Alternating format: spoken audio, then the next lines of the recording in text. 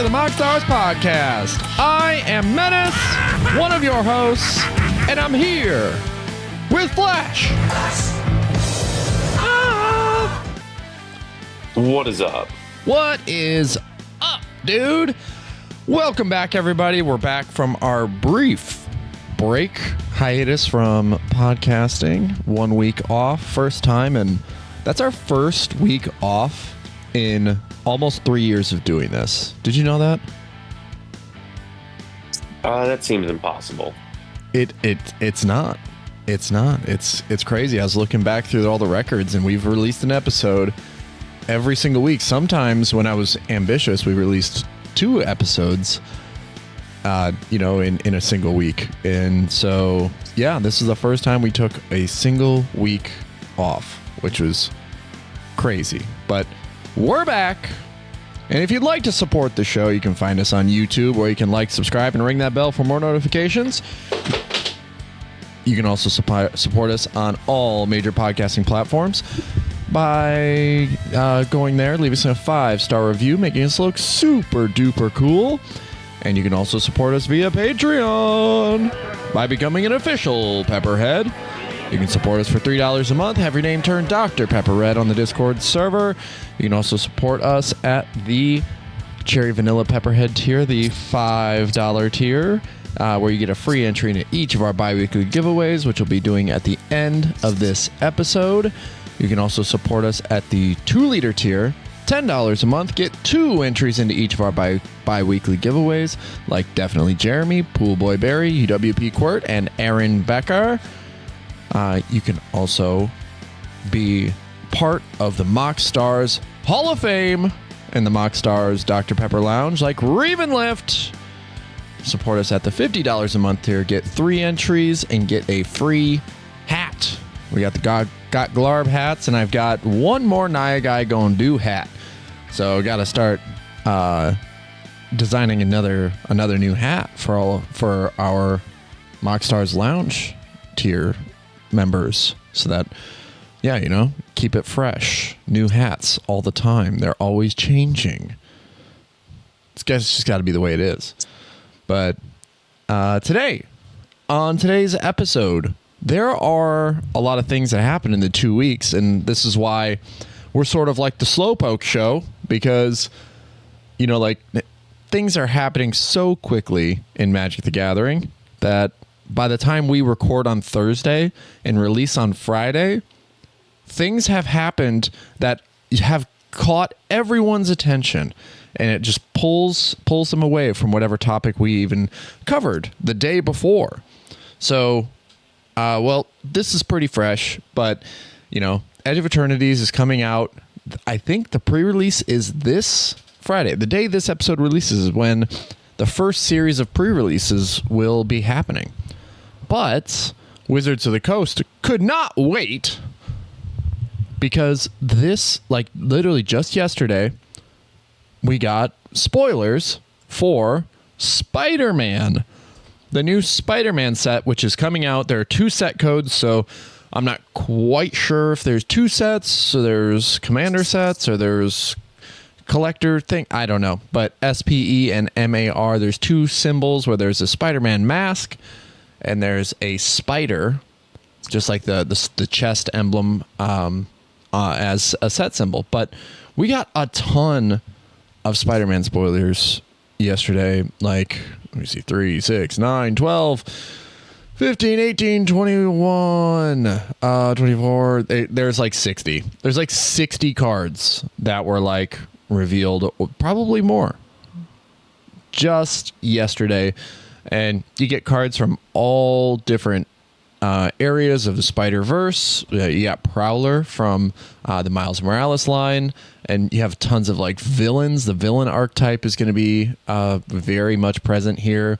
The symbiote spawn. So I'm guessing we're going to get a Carnage eventually, but we definitely do get to see Venom today, and tons of Hero is going to be a big thing. So all of those hero cards from Final Fantasy are going to be supported even more with this set. But yeah, this is if your attention was absolutely focused on Edge of Eternities and you were very excited about the set, the thing is that the public spotlight has now just been shifted to Spider-Man. Seeing it as, I don't know if it has been. So if you're annoyed, or if your attention has shifted from Edge of Eternities to Spider-Man because of these spoilers, let us know in the comments. But it is one of those things you see and you're just like, why do this right as a new set is about to release? Just wait a second. But they can't. They can't wait. Because the set comes out 3 weeks from now. So while it's September 26th is the release date. So or 4 weeks from now. So the thing is that Edge of Eternities will come out will have its pre-release this week. The official release will be next week at the beginning of August. And then, I guess it's longer. It's a little bit longer. I don't know why they did spoilers. Anyway, a little bit longer. Yep. 6 weeks with Edge of Eternities.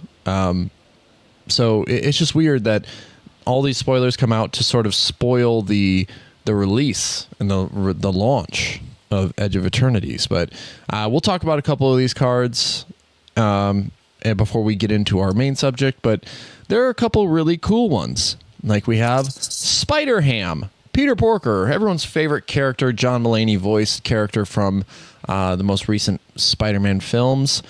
But Spider-Ham, Peter Porker, is a Spider Boar hero that is a 2/2. When Spider-Ham enters, create a food token. And then an ability called Animayham. Other spiders, boars, bats, bears, birds, cats, dogs, frogs, jackals, lizards, mice, otters, rabbits, raccoons, rats, squirrels, turtles, and wolves you control get +1/+1. Do you happen to play a tribal deck or kindred deck that covers any of those types that I just listed? Congratulations. You've got a new creature lord in Spider-Ham, Peter Porker, for 1 and a green. So 2 mana, you get a farm lord. Is that I guess that's the best way to put it. Those are all animals you might find on a farm. No fox support. No cow support. Do we have cows? Ox. There's no ox in there. But yeah, it supports a lot. It supports a lot of different types of creatures. We also have Spider-Man Noir at uncommon. A 5 mana 4/4 with Menace that whenever a creature you control attacks alone, put a +1/+1 counter on it, then surveil X, where X is the number of counters on it.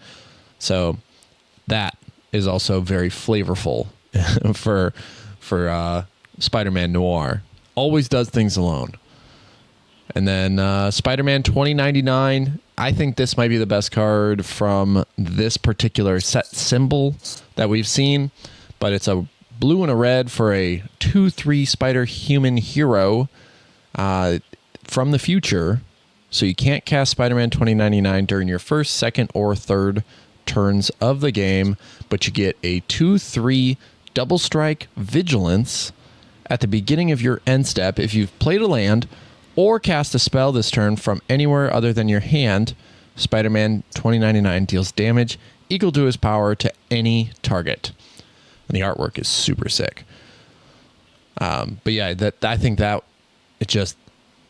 does a lot. It's an incredible threat on the board as a 2/3 double strike with vigilance, and then also deals damage to any target. If you've played a land or cast a spell from anywhere other than your hand. So I think that's pretty good. Let's see. There's really flavorful things like Thwip. Thwip is a 1 mana instant in white. You have Doc Ock, Spider-Man 2099, Miguel O'Hara. So this is the mythic rare for 5 mana. When it enters, return up to 1 target creature to its owner's hand. Whenever one or more creatures you control deal combat damage to a player, draw a card. We have that with, I mean, we get that ability all the time, it seems, but we have that with the Enduring Curiosity now. And I don't know if this will like really see a ton of play, because Curiosity is like instant. It's got flash. It's enduring. 1, it's in the name. 2, it's in the ability. When it dies, it returns to the battlefield as an enchantment. So additional evasion, where Miguel O'Hara is just sort of a 4/4, you know, that has that ability. We have Venom, Eddie Brock, another mythic from the set. 4 and 2 black, 6/4 Menace. Whenever another creature dies, just whenever another creature dies, put a +1/+1 counter on Venom. And then if that creature was a villain, you get to draw a card. So we have I'm telling you, all of the craziest things from the comic books. Just in here, we got a Masked Meower, just Spider Cat Hero. You know, there's just all these different cool, wacky creature types. So yeah, the Kapow is a sorcery. I feel like that should be an instant. Kapow! But I'm not designing the game, so there's that. You have Venom Unleashed at common. This is like, you're going to see a lot of legendary creatures at common in this, which is, I'm not sure if that's we've had common legendaries in the past, but they haven't been very good. But this is a lot. This is a lot of commons. Let's see. Venom Blast. 2 and 2 green. Rare sorcery. Put 2 +1/+1 counters on target creature you control. It deals damage equal to its power up to one other target creature. This set seems weak. I'm just going to say it right now. After reading that as being a rare, this set seems really, really weak. I felt like that should have done more for 4 mana. But you know what? I'm not designing the game.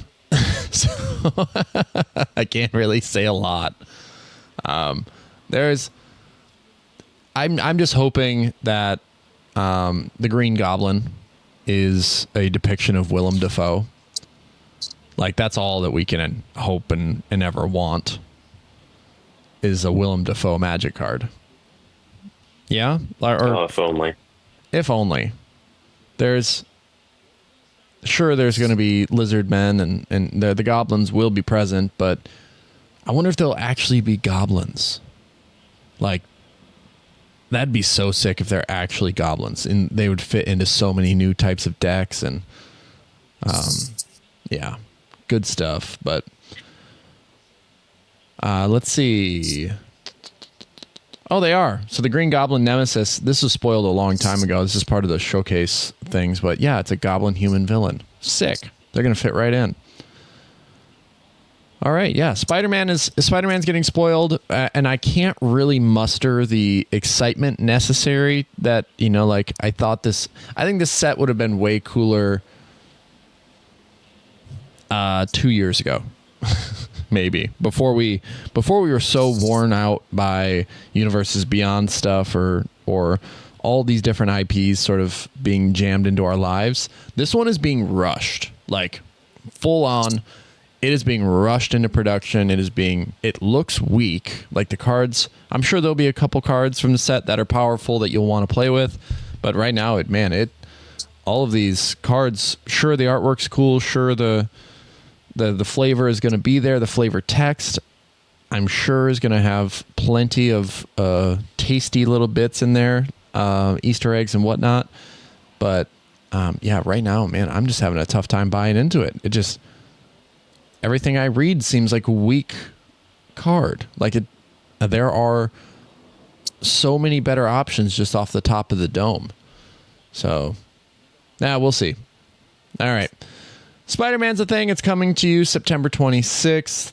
It'll be in your focus for the next few weeks and Edge of Eternities as well, getting its 24-hour early access for content creators right now. Like as we were recording, they're getting 24 hours access. So you're going to be seeing tons of Edge of Eternities, arena content coming up very soon, and yeah, tons of Magic stuff in your not even just in your main focus, but in your periphery as well. There's just a lot going on. And if you haven't gotten your Sonic the Hedgehog secret lair, let's see if some of those are still available. They didn't sell out of those, and it looks like they still have some. So let's see. They have the legendary Sonic and Friends in foil still available at the time of this recording. Everything else is sold out, but the mechanically unique creatures that are being released in this secret lair drop are still available in foil and non-foil. So get out there, go and get yours. I heard they're shipping already, and they're already being delivered to some people. I've seen Chaos Emeralds being shown on Reddit. So get out there, get your chance to get a Lotus Petal in a more than, I don't know, it's just too expensive. The Chaos Emeralds are going for like a couple $100. So give yourself a chance. Pull a $200 card. So this last week, when we took a break, I went back to my hometown and spent a lot of time there, played some Magic, had a great time, got to like sort of get back to the roots a little bit and wander through the driftless area of Wisconsin. But while I was there, and this has just kind of been a building emotion for a long time now, is just, you know, this exhaustion that we get from all these new cards and commanders that we get, you know, in Magic every couple weeks or every couple months. But it's hard to keep up with. It's a really hard thing to like keep pace with, because you build something and then, or even if you bought the precons, like I will say being back home and playing Magic, that precon, the Bant precon from Final Fantasy, that thing rips, dude. Like, I was kind of surprised, but I wanted to play that more than I wanted to play like cEDH or high power decks or whatever. It was so much, it's like actually a good deck, and it's fun, and it all fits and works together. The best part is when you get Titus, however you want to pronounce it, onto the battlefield, and you have a Saga creature. You just keep pulling the lore counter off of it with his ability and putting it on a normal creature, and then you just keep repeating the ability. It was, I gotta say, they did a good job with that deck. I thought it was a lot of fun to play. But here's the thing. I played it, right? I played it like 4 or 5 times. And there are new commander decks, or there are new cards coming out this next week. And so Final Fantasy's that old shit already. Nobody is like paying attention to Final Fantasy anymore. Like, you might go out and you might, like, a lot of stores I've been seeing are getting restocked with Final Fantasy product, but it's like people aren't going to be dropping $1,000 anymore on Final Fantasy product. They're going to be dropping all that money on Edge of Eternities to get the new cards and whatever as the hype continues to move forward. But just and the thing for me was that I have been playing for such a long time. Like, and Flash, you've been playing for a long time too. Back, you know, you used to play Modern and Constructed more than Commander. But the cards that I used to play just like fell out of frame. Like decks that I had built and then moved on from, and then we got into cEDH, and then suddenly things just weren't viable anymore, and so you didn't look at them as much. But I remember back in the day, I had a dinosaur deck. It was one of my first commander decks ever built. I built it was the second deck I ever built. The first deck I ever built was Hepatra. Love that deck to no end. It's super awesome. But then I built a Marath. Marath, Will of the Wild. If you are unfamiliar, it is from Commander 2013. But it was right around the time that Ixalan came out, all the new dinosaurs were present and available. And so one of the mechanics, and this was actually shown to me by a friend in Alaska who, when I was out there and playing, he had already sort of built the deck and thought it was a lot of fun. But if you Marath Will of the Wild, it's red, green, white, Naya, perfect. It's the perfect card because it's Naya. And Naya Guy's gonna do. But it's a 0/0 Marath Will of the Wild, enters the battlefield with a number of +1/+1 counters on it equal to the number of mana spent to cast it. So every time you cast it, this is great design. This is really great design for commanders, because it's going to enter with 3 counters on it when you cast it the first time. After the tax is added, you're going to enter with 5 counters, and then when it leaves, you're going to enter with 7 counters. Blah blah blah. It gets better and better. And then you can pay X and then remove X +1/+1 counters from Marath and choose one. Put X +1/+1 counters on target creature, or Marath deals X damage to target creature or player. In the errata, it says any target, or put an XX green elemental creature token onto the battlefield. So there's also a slight errata with these as it's been gone through time, but X cannot be 0. Otherwise, certain effects like heroic, whenever something a creature becomes a target of an ability you control, you get to this benefit. But Marath now makes it so that you have to pay more than 0. So the card's awesome. There are a lot of really cool things. There are some combos that go along with it, as I'm sure you can imagine. Whenever you have an ability that's X and as open-ended as that, there's a couple like combo lines with like Cryptic Trilobite, which is a commander card from 2020. This is literally from the decks, and it's XX colorless creature, not an artifact creature, just a colorless creature, Trilobite. When it enters the battlefield with X +1/+1 counters on it. So it costs XX. Remove a counter from it, +1/+1 counter from it. Add 2 colorless. Spend this mana only to activate abilities, and then you can pay 1, tap, put a counter, or put a +1/+1 counter on Cryptic Trilobite. So there are a few things you can do whenever something enters with an additional counter. You can do different things. Like with Marath, you can remove the counter from Cryptic Trilobite and then add 2 colorless mana, and then you can use Marath's ability to remove a counter and then put a counter on Cryptic Trilobite, and then it'll gain 2, and then you just keep sort of like feeding into the 2 of them, and then eventually you can make Cryptic Trilobite massively big, make Marath massively big, and then remove all the counters and deal that much damage to any target. So you zap a player out of the game. Cryptic Trilobite was a cEDH like combo thing with Marath in the early, like once it came out, it sort of like reinvigorated Marath. And so like the deck sort of came back, but it wasn't ever anything like Tribal or Kindred or anything like that. So I put it in here as like a side quest item. Like, hey, if I run into the combo and I can do it, sweet. All games need to end, but I had built the deck around Enrage way back in the day, and it was really good. It was really good, and it was a ton of fun. And that's like really where I'm trying to get back to, like with Magic, is a lot of new stuff. You aren't given the time to really enjoy it or build it or grow it, because the expectation is that when it comes out and you play it a few times, there's already something new coming out. So you get excited about that and you want to build that next thing. So a lot of commanders and a lot of cards that have been released in recent times are just forgotten or left to the wayside. And this wasn't a deck that I wanted to drop off or I wanted to like forget about.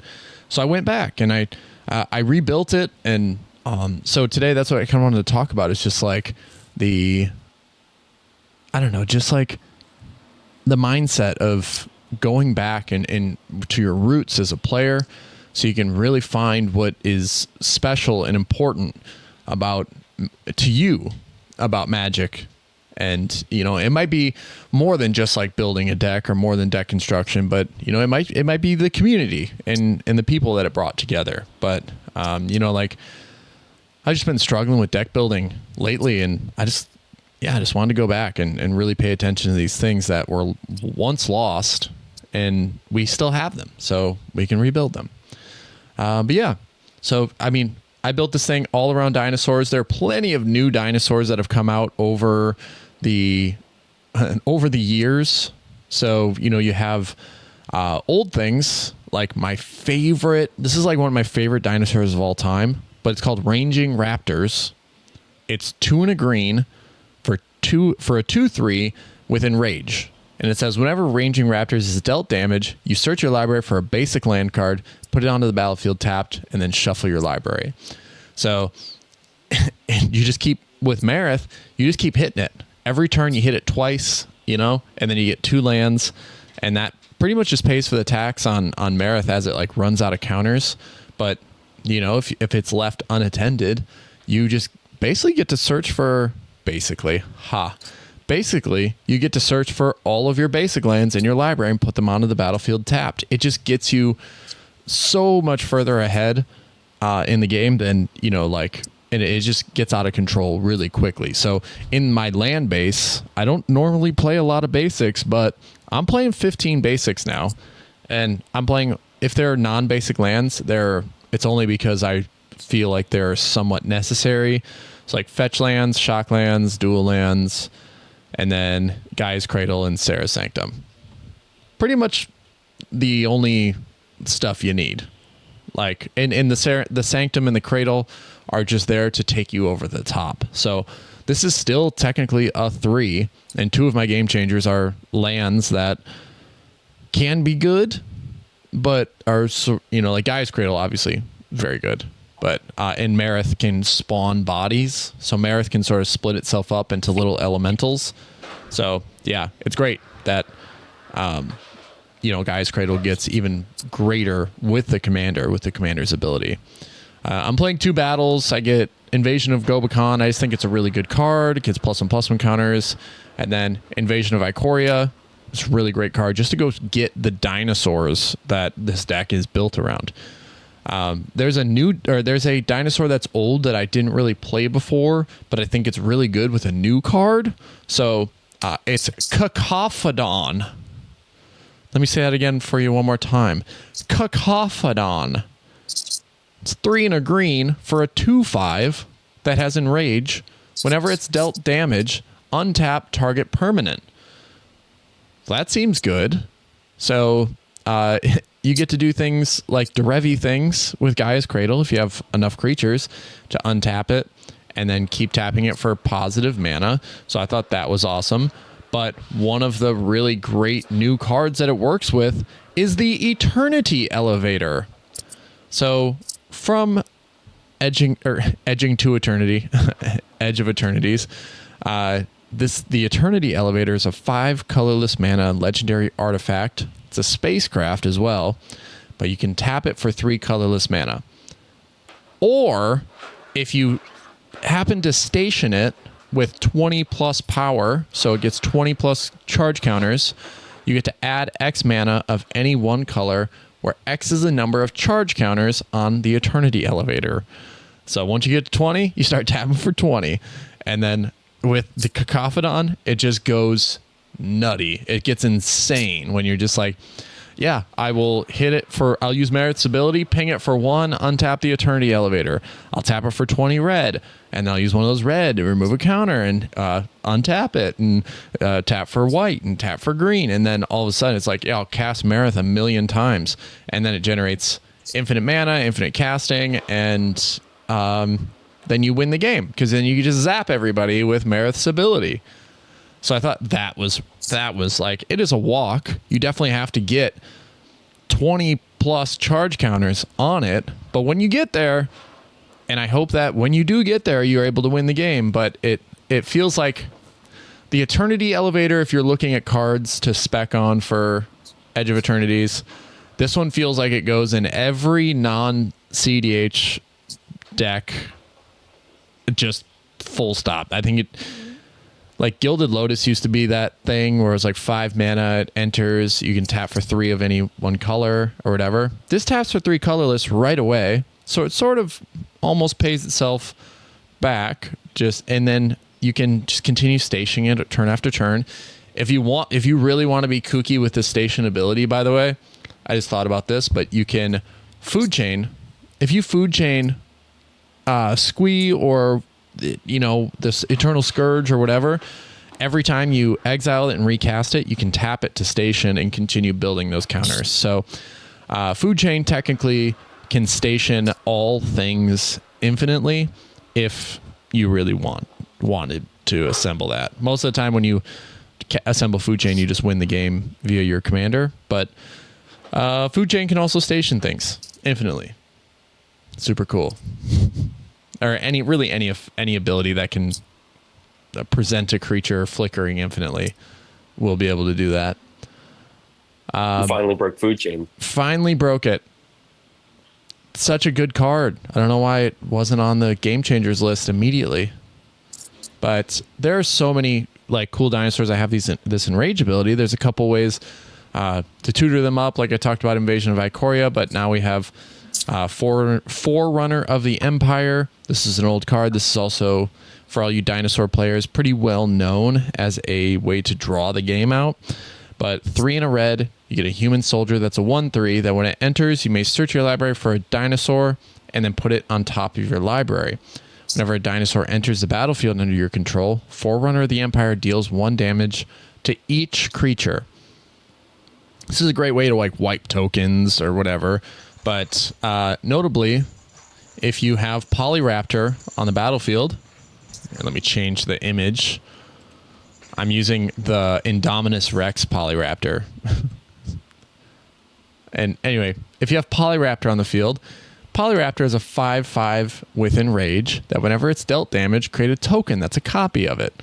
So this is like, this card breaks the game in a lot of ways. It's awesome. I think it's super awesome that we have a card like this. But with Forerunner of the Empire, whenever Polyraptor enters, right, it's going to be dealt damage. It's because Forerunner is going to hit each creature for 1 damage. So, boom, it's dealt damage. It creates a copy of itself. It's a dinosaur. It's going to deal another damage. Boom. Great. Now you're getting 2 more dinosaurs. You get 2 more triggers. So Forerunner is going to trigger, dealing 1 damage to each other creature, including itself. So you do have to have a way to make it. You have to have a way to make it indestructible, or you have to have a way to, as it's dealt damage, continue growing to meet the demands for damage. So Polyraptor can, with Forerunner of the Empire, if you're able to make it big enough, or if you're able to make it indestructible, can actually result in a draw, unless you have a way to stop it, because Polyraptor's ability is not optional, and either is the Forerunner's ability when a dinosaur enters. So it's all pretty rad. But if you don't happen to have the way, it creates 8 additional Polyraptors off of it. So get the Forerunner, put the Polyraptor on top, have the Polyraptor enter, you get 8 Polyraptors. Seems good.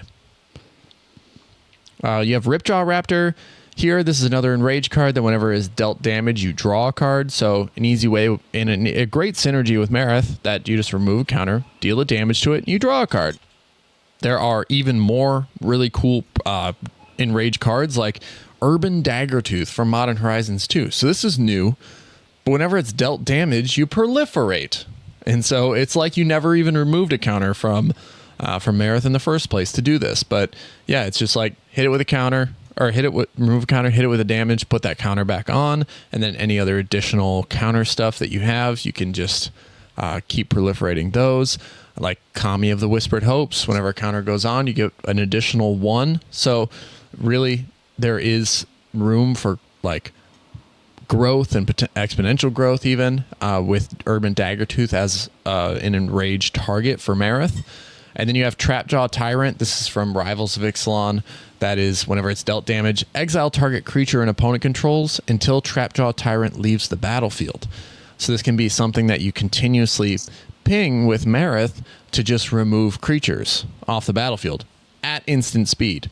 So it doesn't have ward. It doesn't have any way to like not target it for opponents, but I feel like it's still a really, really good card in this deck. And then there's a new card from the Lost Caverns of Ixalan Commander decks, Wrathful Raptors, 4 and a red, 5/5. Whenever a dinosaur you control is dealt damage, it deals that much damage to any target that isn't a dinosaur. So, and it's a 5/5 trample.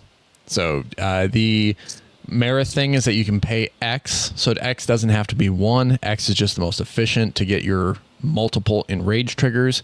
You can remove 3 and deal 3 damage, and then Wrathful Raptors will deal 3 damage to any other target that isn't a dinosaur. So it can be the thing that controls the board state. It's like the brash taunter that you always wanted for dinosaurs. It's super great. You have Etali, Primal Conqueror. We all know this. We all know Chunky. If you're listening to cEDH podcasts or any sort of cEDH content, if you listen to Play to Win or whatever, Etali is the new thing. You know, it's been out for a while and people have been sort of like building it up, but now it's figured out and it's good. It's really, really good. It's topping tournaments. It's a menace. It really does. Like, as soon as it enters, the first thing you hit off of it just gives you a great chance to win the game. Like, there's so many like things like when I was back home, I lost to an Etali deck that, just one of the first things it did was create they used a Hellkite Courser and then just pulled Etali from the command zone to the battlefield. And then you got the trigger, and the first card they revealed off the top of their deck was the new Chandra that has the Kiki Jiki ability. So the Chandra enters, you +1 it, and then you create a copy of the Hellkite Courser. After sacrificing the Etali, or you create a copy of the Etali, sacrifice the original Etali, you get another trigger, and then it just kept rolling and snowballing, and the whole turn was like 30 minutes of just Etali triggers until we were like, yep, that's game. It's really good. Etali, really good. Not so good in this deck. It is just here because it's a dinosaur. It doesn't have enrage. It doesn't have any of those things, but it does have the ability to get hit off of something like Gishath or get like Kindred tribal bonuses off of other cards. And yeah, it casts 4 spells for free. So yes, I'm going to play it. It's a dinosaur. And then we have Silverclad Ferocidons. Now this is a dinosaur. This is 5 and 2 red for a 8/5 enrage that says whenever it's dealt damage, each opponent sacrifices a permanent. I feel like no one plays this card. And it's super... I've never heard of it. It's super disgusting. And in this build, it's super disgusting. But yeah, it's a rare from Rivals of Ixalan. And yeah, I feel like if you get this out and you're able to set up the Marath thing, there is no stopping you from taking over the game. Just every little ping becomes like you just take a turn of advantage. It's like you're time walking your opponents. The flavor text. Control them? No. I gird them in armor and let them loose. Yeah. Super sick. And then you got Gishath and you have Polyraptor as the top end.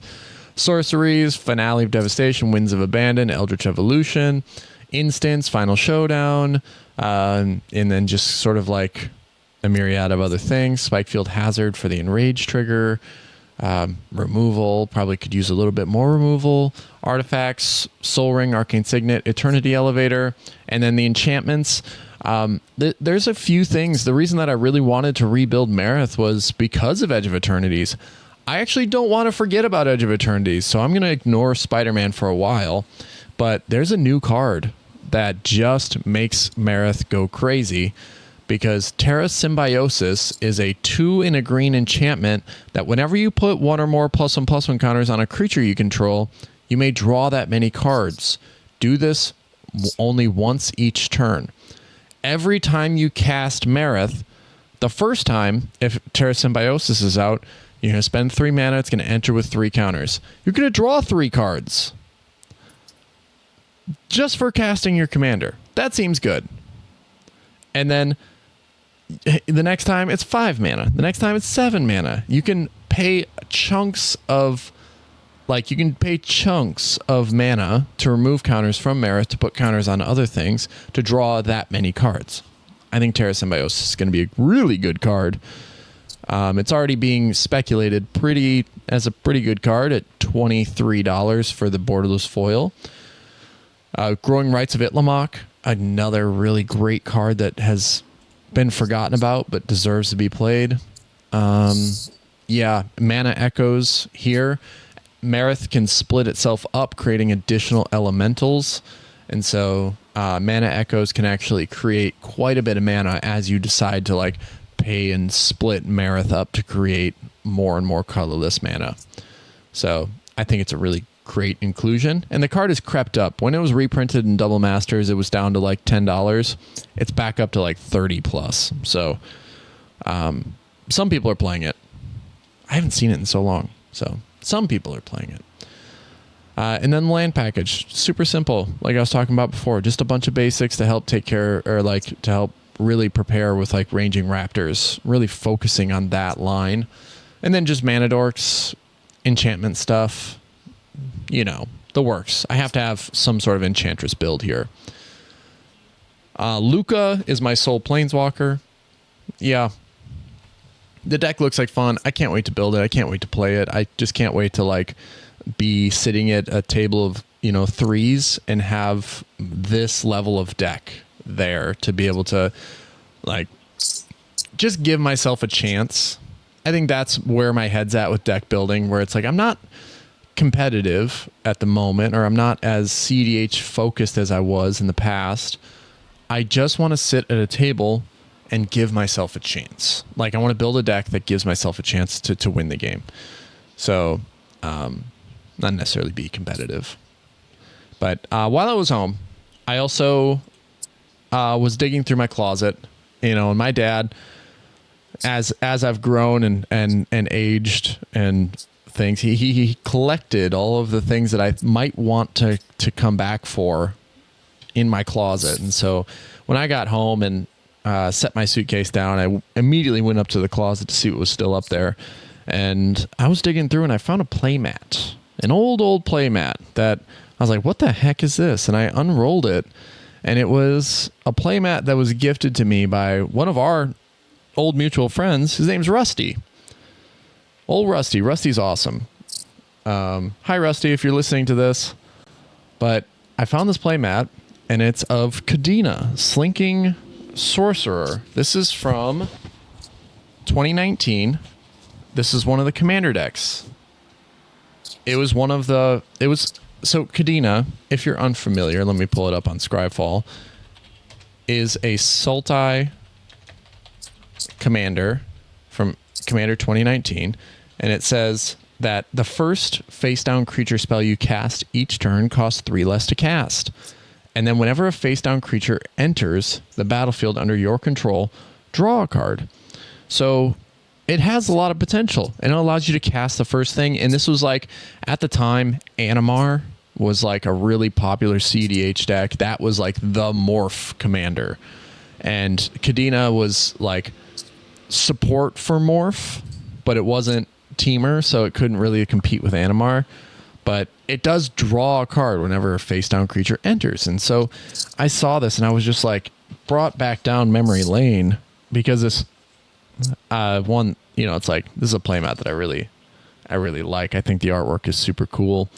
It's very reminiscent of the old Magic ways.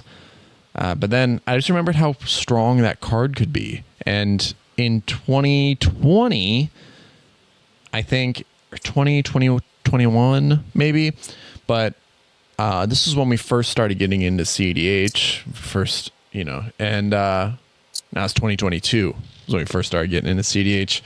And we're at our first tournament over at Gabby's, And I remember someone saying, yeah, I'm playing Kadena.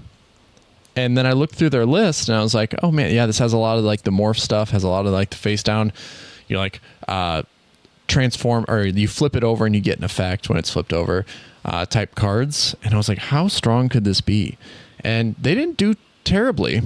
And then I was curious. I was like, well, if that person put it together and they thought it could be competitive, who else is potentially playing this? So I looked up Kadena, and the last year with 60 plus players at an event, this guy, Roy Raji, at a tournament for 129 players, got second place.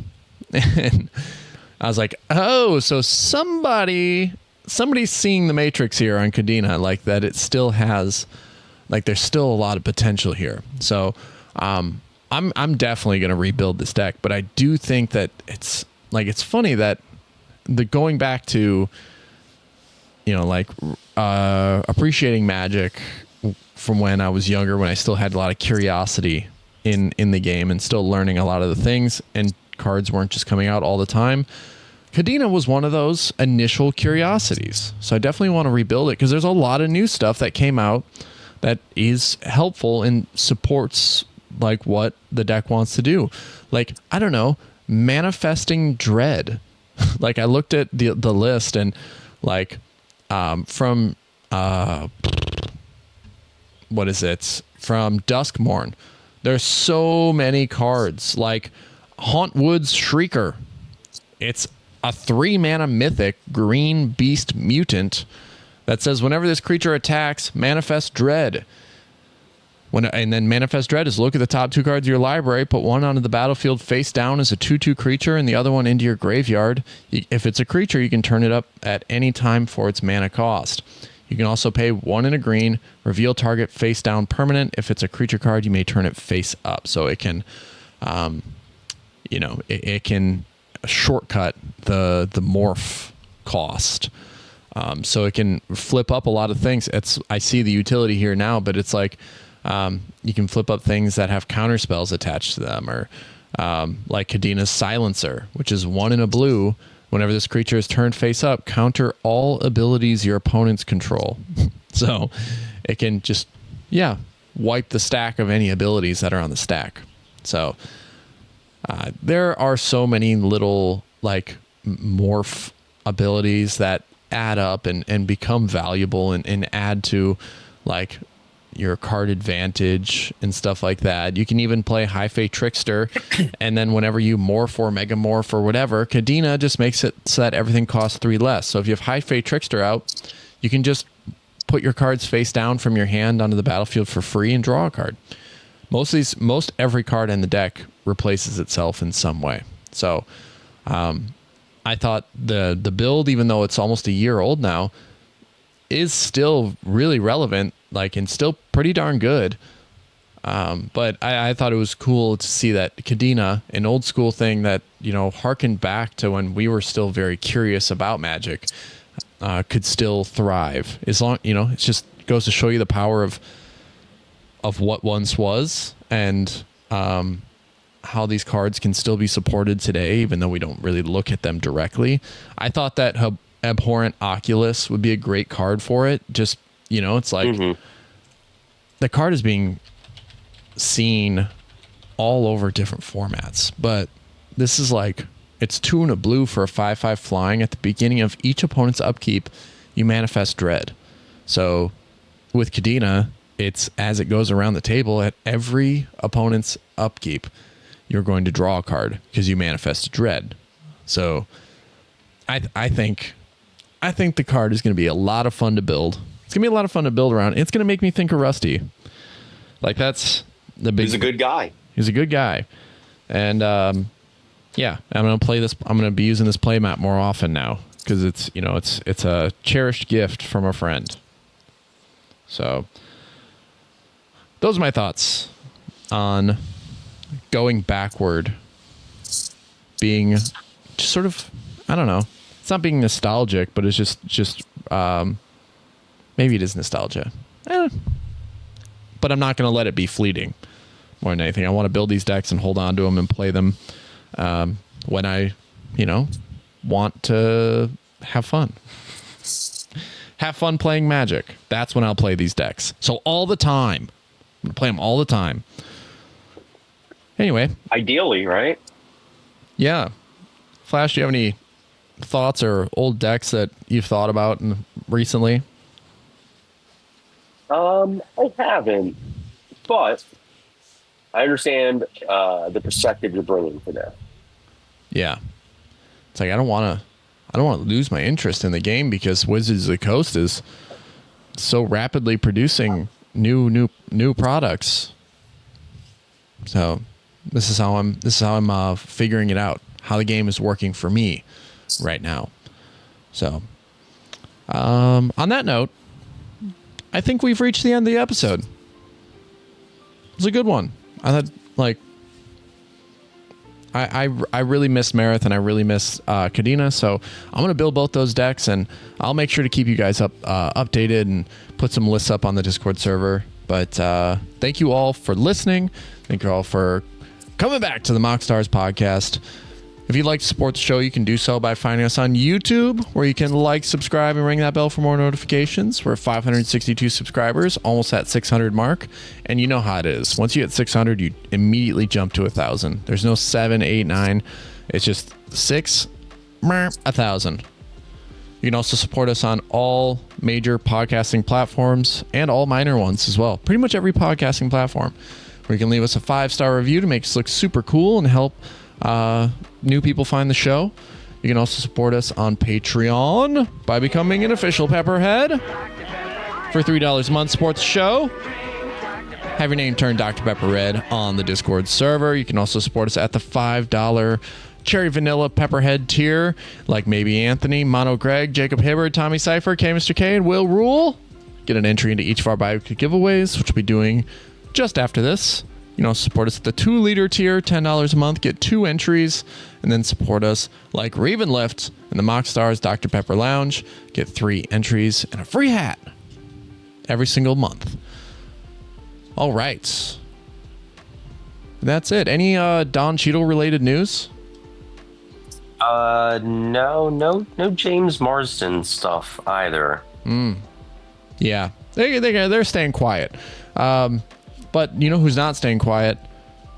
Adam Sandler, Happy Gilmore, coming out on the day this episode releases.